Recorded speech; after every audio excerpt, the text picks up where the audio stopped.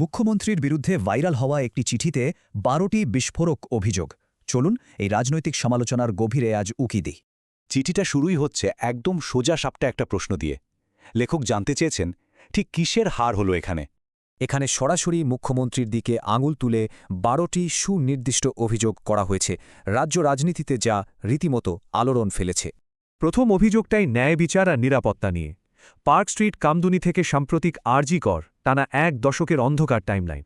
চিঠির দাবি, এই প্রতিটা ঘটনার পরেই নাকি ভুক্তভোগীদের কণ্ঠরোধ করা হয়েছে আর চলেছে লাগাতার চরিত্র হনন। সবচেয়ে তীব্র ক্ষোভ দেখা গেছে সাম্প্রতিক ওই উৎসবে ফেরার ডাক নিয়ে। চিঠিতে এর কড়া সমালোচনা আছে। শুধু নিরাপত্তা নয়, এরপরই চিঠিতে রাজ্যের আর্থিক অবস্থা আর যুব সমাজের সংকটের দিকটায় কড়া নজর দেয়া হয়েছে। সারদাকাণ্ডে সর্বশান্ত হওয়া থেকে গোটা রাজ্যকে বৃদ্ধাশ্রমে পরিণত করা, লেখকের মতে এই অর্থনৈতিক ব্যর্থতা ভয়াবহ।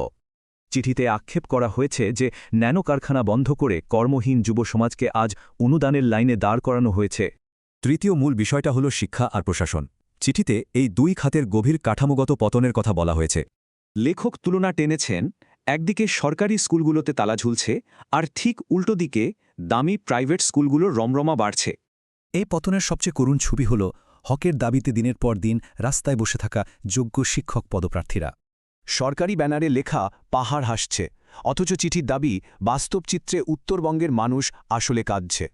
এছাড়া একটি নির্দিষ্ট সম্প্রদায়কে শুধুমাত্র রাজনৈতিক স্বার্থসিদ্ধির জন্য ব্যবহার করার বিরুদ্ধেও চিঠিতে তীব্র ক্ষোভ উগরে দেওয়া হয়েছে। এই ১২টি পয়েন্টের ভিত্তিতে লেখক একেবারে চরম সিদ্ধান্তে পৌঁছেছেন। তার মতে ইনি রাজ্যের সর্বকালের সবচেয়ে খারাপ মুখ্যমন্ত্রী।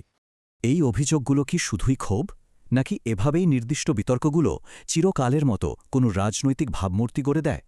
সময় বলবে।